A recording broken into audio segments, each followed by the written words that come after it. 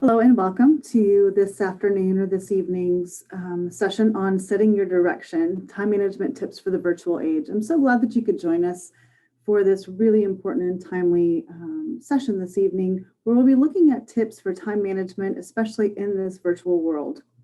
I'm Rebecca Van Ryn. I'm the coordinator of student support and mentoring working in the Future Readiness Department, and I am so thankful that you took some time out side by side, hopefully with your students, to look at how we manage our time a little bit better. I have been in education for about 23 years, 12 years of that in administration at both the high school and middle school level. But perhaps what makes me most qualified to talk about this topic is the fact that I have a 13-year-old son who right now is a middle school student in a neighboring district here in Central Texas. And just watching how he is also learning how to navigate his time in this era of virtual learning and social media and all the things that are competing for his attention. It is a really important topic, and I'm really, really proud of the decision that you've made to take part in this time together to figure out how we organize and prioritize our time. So our focus during this session is going to be looking at a few different things. The first thing we're going to do is we're going to identify what are those things that are causing stress for you right now. Most of the time when someone decides to participate in a time management session, it's because they feel like they don't have control over their time. They might be overwhelmed or stressed out because of all the things that they feel like they have to do. So the first thing we're going to do is just name that. Name what it is that is your stressors, and then really look at our circle of influence. So those things that we are talking about that we say are causing us stress and anxiety, what of those things do we have control over? And what of those things do we not have control over? Because that makes a big difference in how we approach our time. Then we're going to spend some actual work time managing your tasks, planning out your week, and really looking at some key tips for success in the digital age. This session is designed to be a work session between students in Round Rock ISD and their adults, their preferred adult, so a parent, a guardian, grandma, grandpa, or even just an older brother or sister who can work side by side with you. But this is also for adults or students by themselves. So if you have someone who's going to work on this with you, go get them, have them come on over and join you at the computer, but you also want to make sure you've got your organization tools. So if you have a planner that you already use, some of us still like our paper planners or a Google Calendar. I actually use both. So if you have an e-calendar that you're using, make sure you've got access to that or your paper planner. If you don't, we do have a template later in the presentation when it gets onto the planning slide where you can open that up and download that. Make sure you've got something to take notes on. Just good old pen and paper will do. And let's get started. Throughout the presentation, you'll see these Let's Work on It slides. And these are the times during the session where you will have an opportunity, some protected time to actually do the work. I really want this to be a session where you're really more working together to accomplish the tasks and practice the things that we're talking about, rather than me just telling you what to do. I actually want to give you time to do it. So throughout the session, you'll see these slides and that will give you a specified amount of time to work on it. The key here is that if you are a student working with an adult, this is meant to be a really supportive session where our adults are acting more as a coach with our students. How can I help you? Wow, I didn't know you were dealing with so much. So just making sure that we've got that mindset as we're supporting our students and as they're just learning, some of us just learning how to put these things into action. Lou Holtz once said, "It's not the load that breaks you down, it's the way you carry it." A lot of us could be carrying a really heavy load right now, especially in 2020. There's a lot of things that are just different and a lot of things to do, lots of new things to learn. And so it's not necessarily the load that breaks us down, but the way we carry it. Are we carrying it strategically with an open mind, with optimism and openness to learning? It makes all the difference in the world.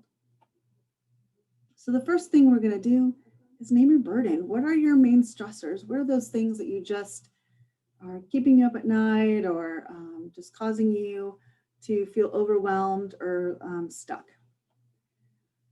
So I want you to think about when we think about all those things that are causing you stress, and there's so many things that could fall into that list, it's really important to think about those items in the context of your circle of influence. And this was a concept that was presented by Sean Covey in the 7 Habits of Highly Effective People. They also have one for highly effective teens, which I encourage you to read either book if you haven't read it yet. And it really looks at this concept of all those things that are causing me stress. What are the things that are inside of my circle of control? And what are those that are outside of my control? Because if they're outside of our control, there's really nothing we can do about it. And so there is, we can choose to release that. We can choose how we think about those things. That is inside our control, how we think about it, how we manage ourselves in response to those things that are outside of our control. So for example, if we've got friend drama going on in our life that's causing us anxiety, or even the way people are perceiving us, we don't have influence over that, but we do have influence about how we think about that, about what we do about that. Do we continue to contribute to that friend drama, or do we choose to step away from that and choose our words and our actions wisely? So really looking at each of those different elements, what's outside of my control and what's inside of my control. So here's my example. I just did a very short list of things that could be stressing me out right now, right? So my first one is I have 4 projects due today. And the first one really is making sure that this presentation is done and recorded. And it's also causing me a little bit extra stress because I have never done a pre-recorded webinar before. So this is an opportunity for me to learn, and I'm really excited about that. I've got lots of errands just as a mom, lots of things to do, all of the running around. And sometimes if I don't plan my time right, that can cause me a lot of stress because I get behind and then I've got to rush, and I don't like to do that. My son's got his first football game tonight. And I am really excited about that, but it also can be a little stressful, right? Protection from concussions and things like that. And so I look at all these items and I have to think through what's in my control and what's out of my control. Obviously, how I use my time, how I plan my time, for the most part, is under my control. Sometimes it's not, but a lot of that time is under my control. So I can be intentional about how I plan my time and minimize my distractions, right? I can make sure this is put away and turned off, because that is the greatest distraction for really most of us, adults and kids. What I don't have control, I absolutely have no control over what happens with my son in that football game. So I just need to let that go and show up and support him and recognize that I shouldn't let that stress me out because I don't have any control over that. So I want you to take a few minutes to go through that same exercise. I'm going to give you 3 minutes on the timer. I'm going to turn off my camera and turn on my mute on whenever we do work sessions. So you'll have 3 minutes on the timer to just make a short list of the things that are stressing you out right now. It might be like, oh my gosh, I'm just so far behind in work. I don't even know how I'm going to get out of this hole. Or maybe you're trying to juggle online learning with college applications, or maybe there are other things that are causing you stress. That are real world stressors. So write down just those top 5 to 10 things. And then I really want you to think about, is it in your control or not under your control? And if it's in your control, if you just start thinking about, like, if there are any things that come to mind about what you can do, just jot those things down. And if not, that's completely fine. You don't need to troubleshoot that right now. And if it's not in your control, let it go. Okay, so at this time, I'm going to go ahead and put my timer on for 3 minutes. And you have 3 minutes, and I'll see you back in just a minute.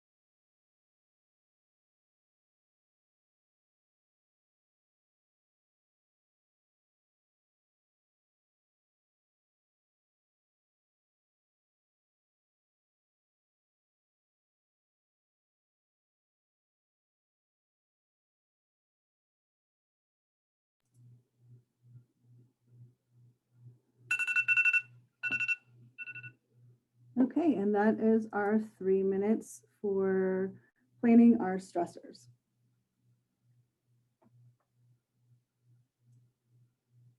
I hope that just being able to put those things on paper and being able to identify what's in your control and what's outside of your control can really help you feel a little bit more empowered over the things that you allow to take up your brain space with concern.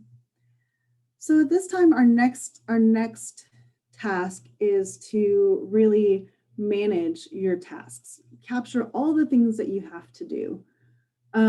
I know that for me and for many people, part of what can cause us to feel so overwhelmed and cause a great sense of anxiety is when we're carrying all these things that we have to do in our heads and there is constantly there.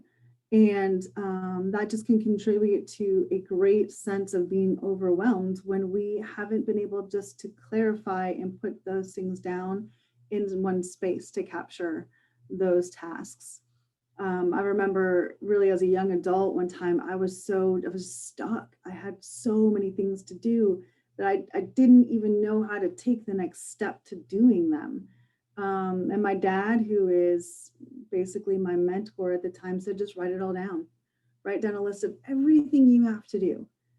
And just the fact of putting that on paper just helped lighten the burden a little bit because I didn't have to carry it in my mind anymore. And so right now, I'm going to share a couple electronic tools with you. If you are a student who prefers an electronic tool, I would encourage you to check those out. If you're not familiar with them, Trello, I think, requires you to set up an account. And so right now might not be enough time to hop into checking those tools out. But if you're doing this not during the live session, you could pause it and try to set up an account. But for our time today, just a simple paper pencil task will do, a paper pencil list, or if you keep a notebook or journal of your running list of things that you have to do and check them off as you go.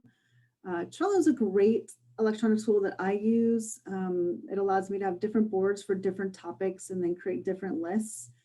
You can, within your item that you put on your task list, you can add a checklist for the item. Google Keep does the same thing, and that's a great free resource. Well, they're both free resources, but Google Keep's a great resource as well. And so again, just pick your tool and we're going to capture all the things. So there's really two pieces to this. So the first thing I want you to do is just make a list, make a dump list of everything that you have to do, everything that's swimming around in your head. I also encourage you students to open up your Schoology. Parents, if this is the first time that you're seeing your students' Schoology and maybe they're behind in a bunch of assignments, right now is not necessarily the time to talk to them about what didn't go right, but rather to focus on the fact that they're here trying to do something to move forward and to make better decisions, and they need help, and this is their way to ask for help.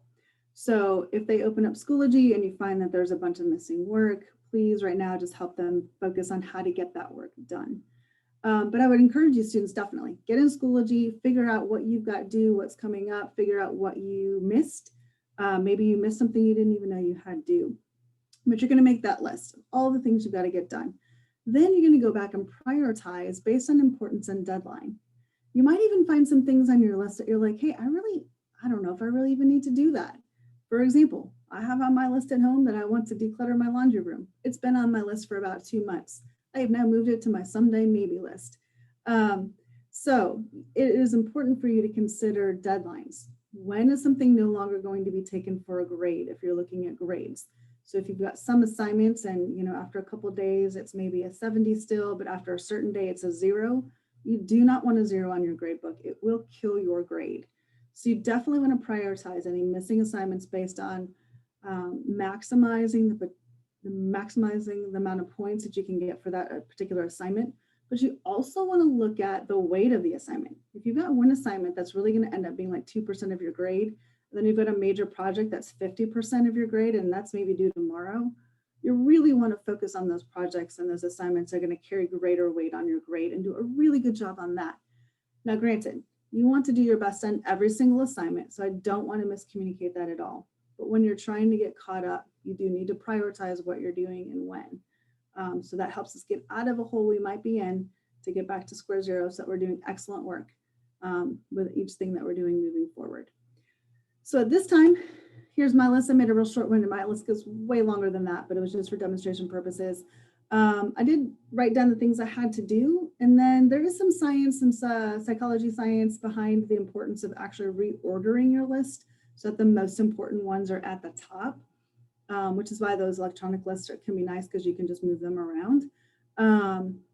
So that's just something, if you have time during this planning block, that you can go ahead and reorder them as well. Okay, I'm going to give you 7 minutes because I think it's going to take a lot of time for you to get into your Schoology, to write down all the things that you have to do, to figure out what order those things need to go in. But you've got 20 minutes, and this time I'm going to play some classical music for you. I'm sorry, 7 minutes. Let me be clear, 7 minutes on the task list.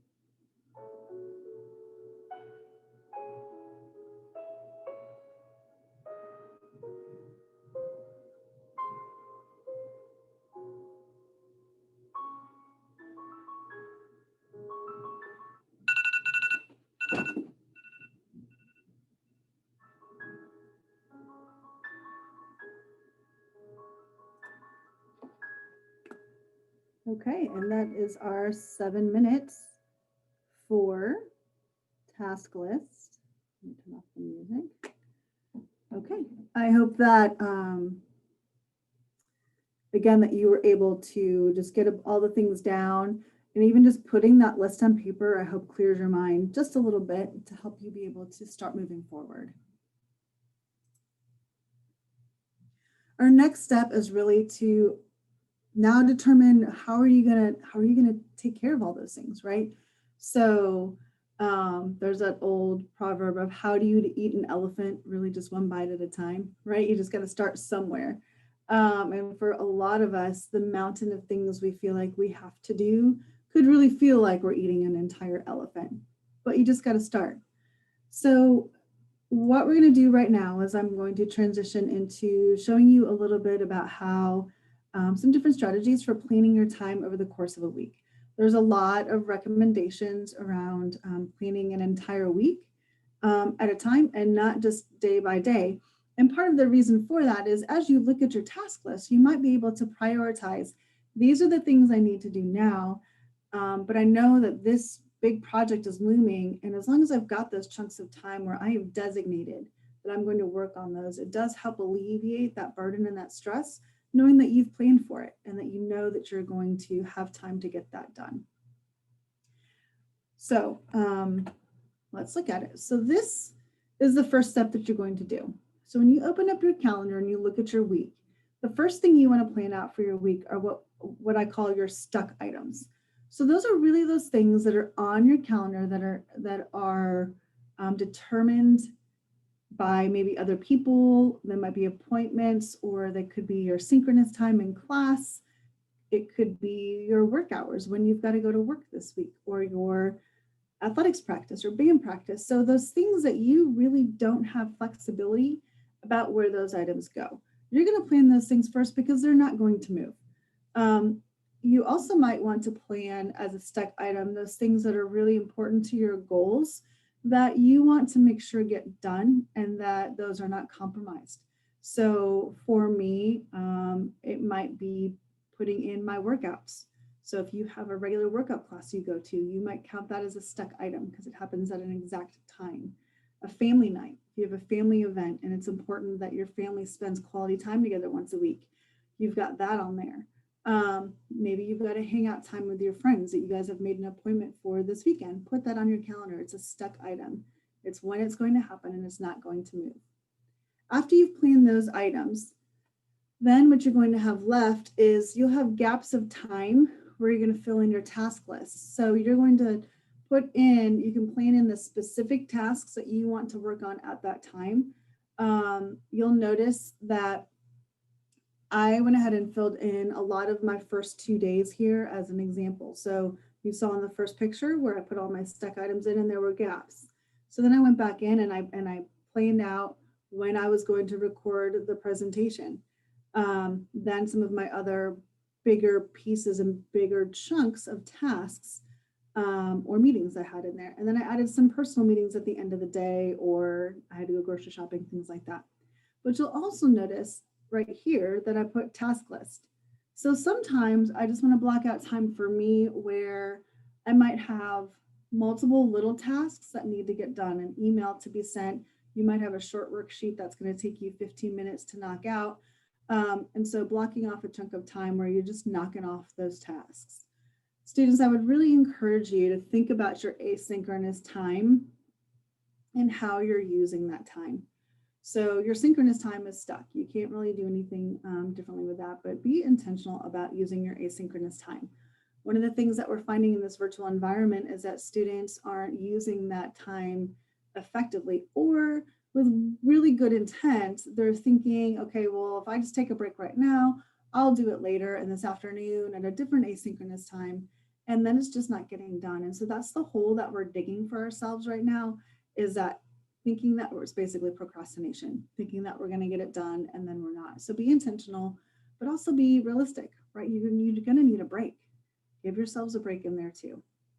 So it's time for you to give it a shot. And this really is our biggest chunk of our planning time. Let me check. So at this time, we are going to have 15 minutes, and I'm actually going to not have any music on this part because I want you really to be able to focus on the planning element. You'll have about 15 minutes to go ahead and plan your week. So you're going to get out your planner or your e-calendar, or if you don't have either of those readily available, in the file of this presentation, which you have access to, you can click on the sample electronic planning sheet. And I just want to say thank you to Ms. Ross at Early College High School for putting that together. You can download that as an Excel. You can fill it out electronically. You can print it and write on it, whatever you need to do. In worst case scenario, you can write it on a piece of paper. I've done that for many years as well. So at this time, I'm going to go ahead and add 15 minutes for you to work on this particular piece. And I will see you back in about 15 minutes.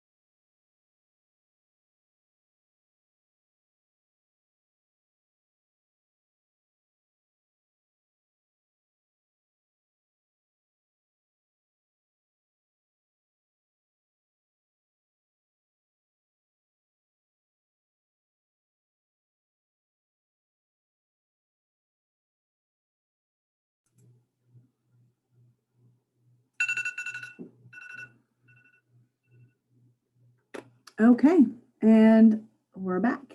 I hope that during that planning time that you found that useful and empowering to be able to decide when you were going to get all those things done. So now that we have a plan, now it's time to get real, right? So we can have a plan, but as anyone knows, there are so many things that can interfere and derail us from that plan. So right now, I'm going to give you, we're going to talk a little bit about our distractions. And I just want to also talk a little bit about the myth of multitasking. There's a lot of brain research out there that talks about how we don't actually multitask well, that our brain switches from task to task, and it actually drains us and makes us more tired than just focusing on one task at a time. And so I want you to think about how you think that you're multitasking and buying into that myth. And I also want you to contemplate your distractions. What are those distractions that you might have the best of intentions to sit down and get that project done or get that task done, and then the notification for Snapchat goes off, or a friend texts you, or you get a ping on your computer, or you remember that you wanted to order something online and so you hop over to Amazon and then you get distracted. So I want you to be real honest, and we're going to take a few minutes for you just to talk through. Students, be honest with yourself. What are your distractions? And parents, your role during this conversation is really as a coach and as a support. The one thing that keeps us focused on our dream is self-discipline. So Will Smith said, at the center of bringing any dream to fruition is self-discipline.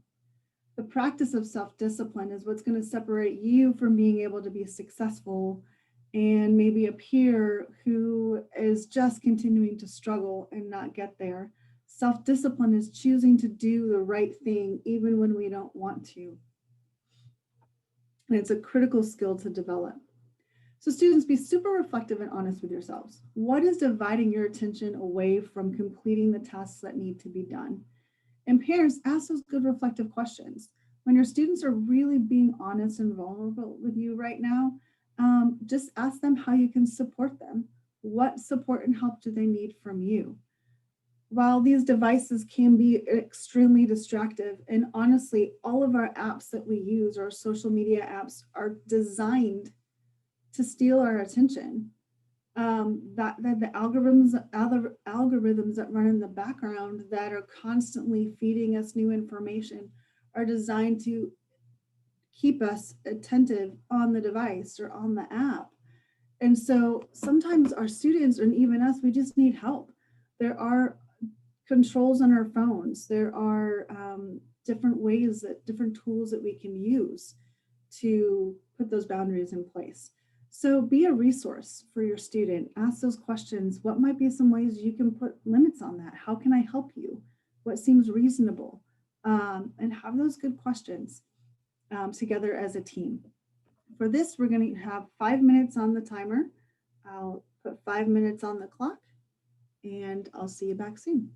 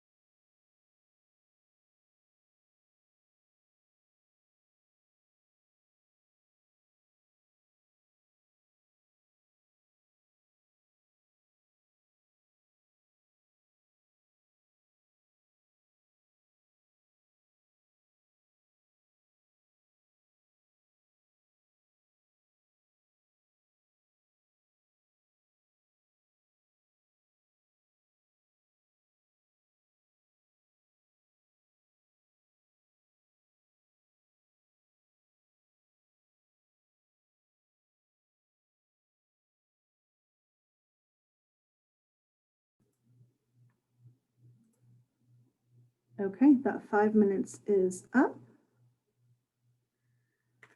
And I encourage you that if you just started that conversation, and assuming it went well in a positive space of support, if you didn't get enough time with that, I encourage you just to come back and touch in on that question of how are we doing in managing those distractions.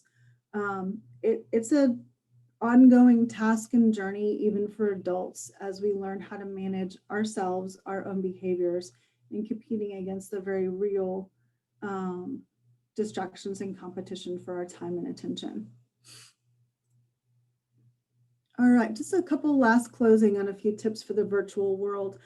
I did link a couple of articles to some different online high schools that do some just tips for their students when they're starting online schooling. And a lot of what we've already been talking about, just having a plan is really important. And even though some of our students are back in person, and there is a little bit more accountability and support and help from the teachers in the classroom, there's still just a lot of independent management in that online space. And so just having a plan is critically important to being able to navigate this world.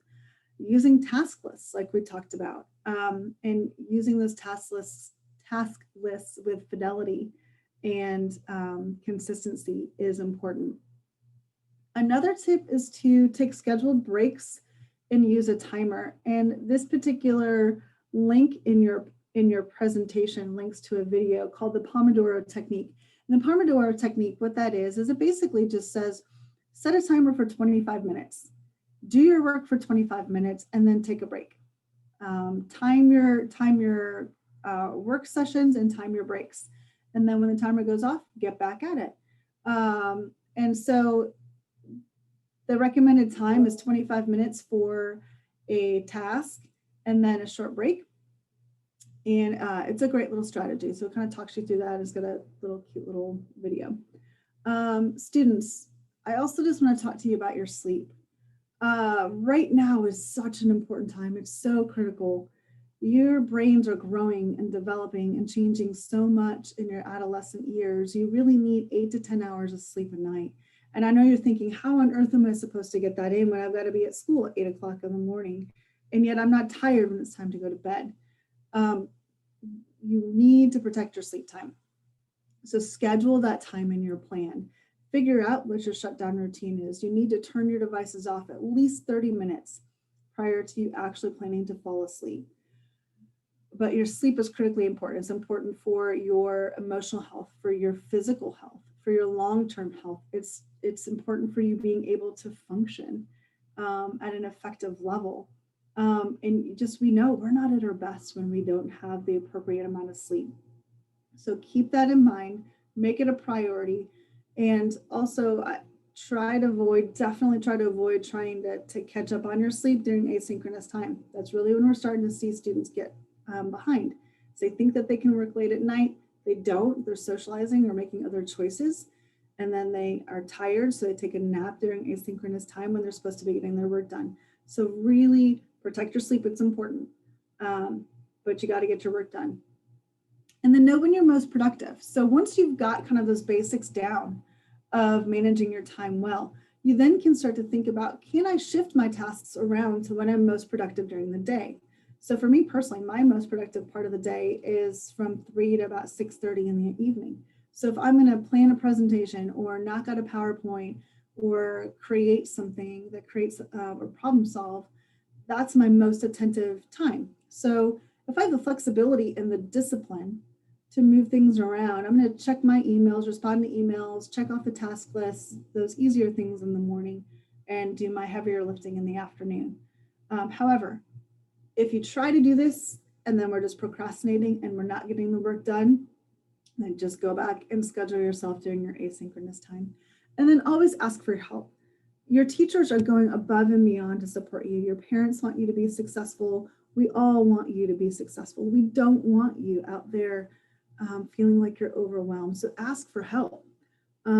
Ask questions in class. I guarantee you, if you're not understanding on the other side of the screen in class, there are a ton of other students in your class as well who don't understand. Have the courage to ask the questions. Have the courage to seek help. Ask your teacher, when can I get some extra time? They're usually going to tell you, come during your asynchronous time or my office hours. So if they invite you to office hours, they're trying to help you follow through and go. Okay, so I want to leave you with these last few thoughts. We talked a lot about all the things we have to do, some tools to help manage our time, and then how to schedule and create a plan. But I want you really to use this question, this reflective question: what is the best use of my time right now? In achieving your goals and keeping yourself healthy and maintaining positive relationships, what's the best use of my time right now? Have that question constantly running through your mind. You want to stick to your plan, but sometimes if something comes up, you might have to adjust that plan, and that's okay. We all have 10,080 minutes in a week. How are you going to spend yours? And how you spend yours really determines the direction of where you're headed for your life. So be intentional, be thoughtful, be mindful, and take care of yourself as well. Thank you so much for your time. I hope that the hints and tips and really just the protected time to do the planning together helped build, help calm you a little bit, help you feel like you're more empowered, and also help build those relationships in your family. Do want to say thank you to Slides Carnival for the structure of our PowerPoint today and for the photos, and to Round Rock ISD and Future Readiness team for allowing me to be a part of this session today. Okay, I think that we are headed to question and answers. Have a wonderful time. Thank you.